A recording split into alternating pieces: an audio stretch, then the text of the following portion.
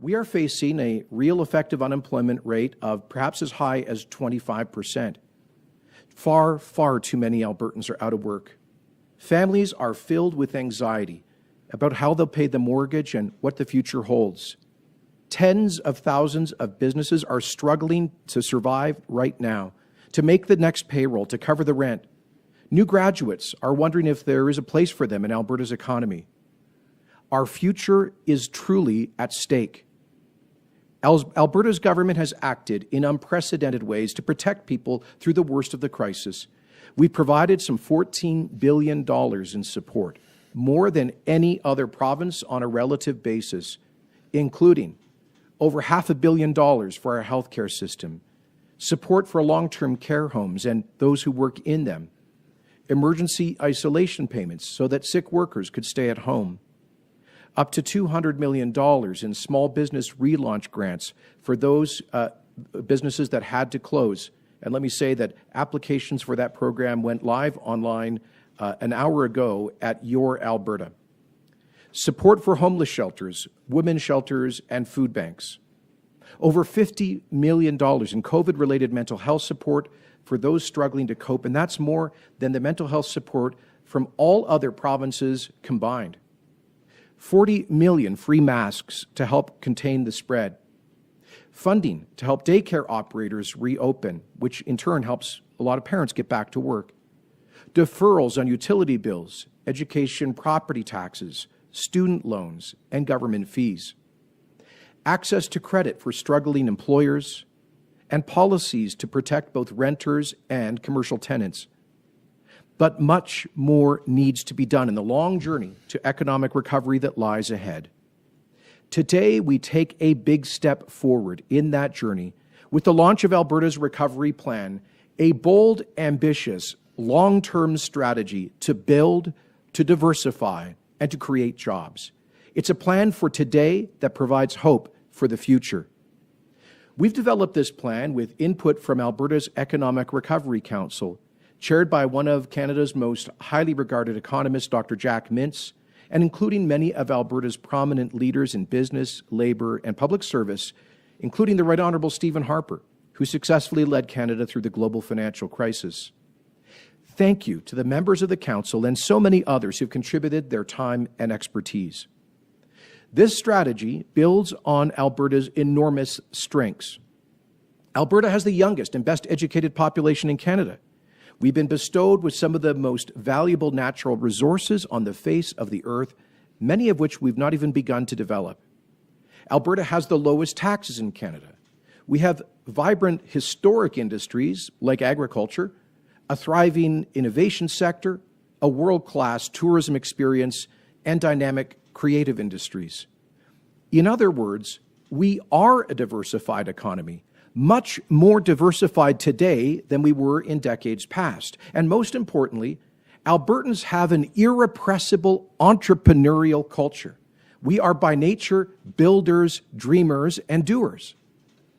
Alberta's recovery plan builds on those and other strengths with timely, targeted investments and bold policy reforms that will create tens of thousands of jobs right now, make Alberta more competitive in the long term, accelerate economic diversification in industries of the future, ensure a strong future for the bedrock sector of our economy, Alberta's innovative energy industry, and immediately show investors around the world that we really do mean business. It's about building, diversifying, and most importantly, creating jobs.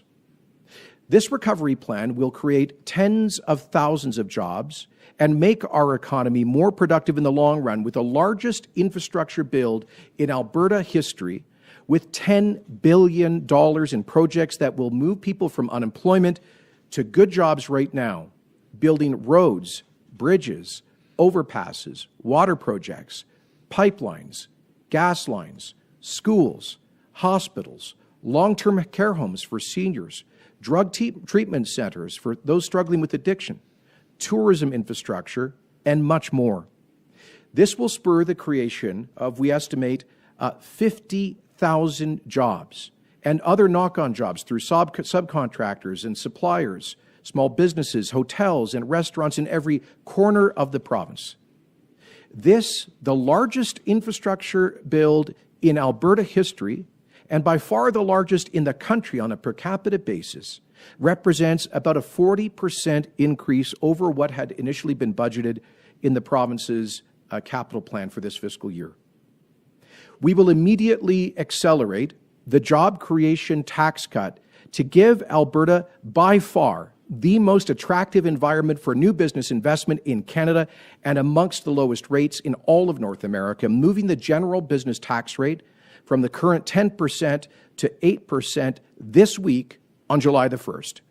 This will accelerate the creation of an estimated 55,000 jobs, new full-time private sector jobs, and stimulate, we estimate, $13 billion in economic growth. We will launch the Innovation Employment Grant, an exciting new incentive to create high-paying jobs by making Alberta the most attractive place in Canada to invest in the critical technology and innovation sector industries of the future. To support those industries, we will also invest an additional $175 million into the Alberta Enterprise Corporation to expand access to venture capital for early-stage startup companies.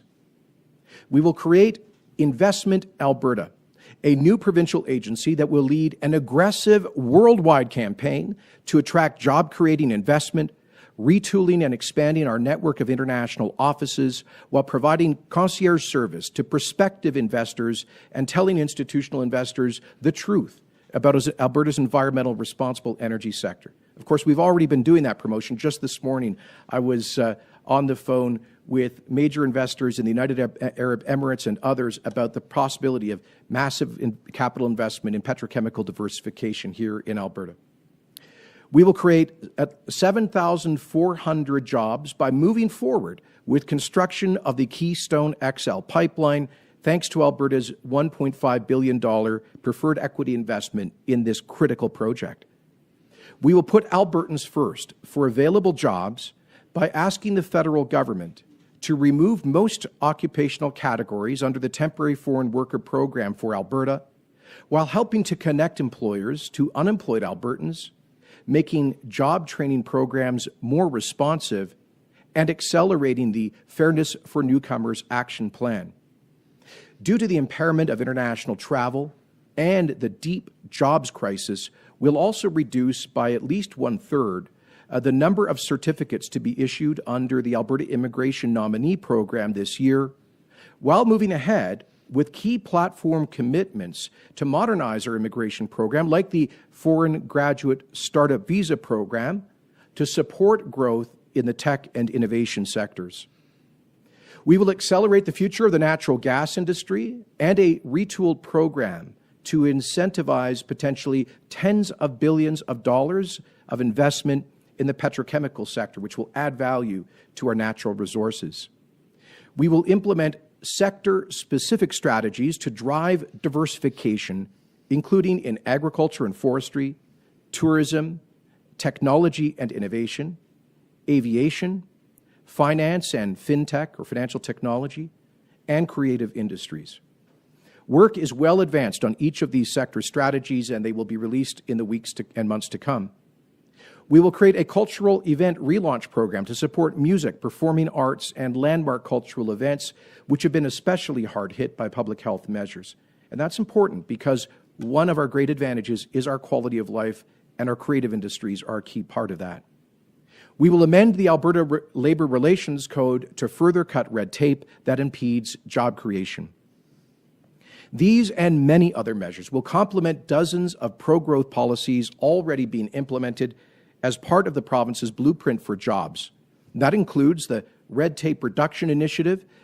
There will be an update later in the summer, but we've made great progress towards our goal of a one-third reduction in the number of job-killing regulatory requirements imposed by Alberta's government, and to speed up approval so that we become the freest and fastest moving economy in North America. And it also includes the Skills for Jobs plan to promote apprenticeships and experiential learning and to make sure that Albertans are ready to seize the jobs of the future. Alberta's recovery plan is a work in progress, Details of each policy initiative will be released in the days and weeks to come. But given the severity of the economic crisis, we must act now.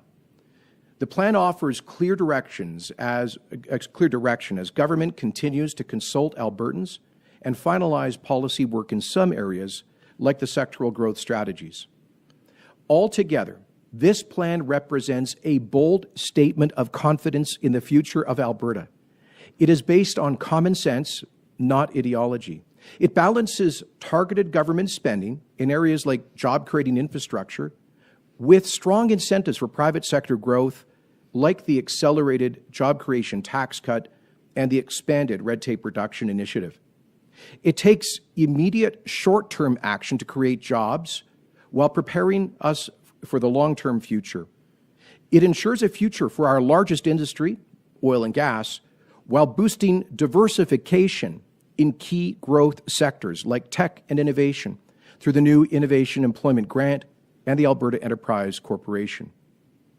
For those rightly concerned about the province's fiscal future, Minister Toews will be tabling a frank update on the province's finances later this summer. Albertans will have tough choices to make about how to get our finances back in order. But right now, in the face of the deepest job crisis in nearly a century, we must prudently leverage the province's balance sheet to build, to diversify, and to create jobs. If we don't get people back to work, if we don't restore investor confidence and get our economy growing again, the fiscal challenge will become insurmountable. Jobs and the economy must come first. Under Alberta's recovery plan, jobs and the economy do come first. Our plan will mean job creation now, starting this week, and it will put Alberta on a plan for a generation of growth. Just as Albertans have pulled together to flatten the curve and to save lives, we must now show the same spirit of resilience and enterprise to save livelihoods, to recover, to grow, and to thrive as a province once again.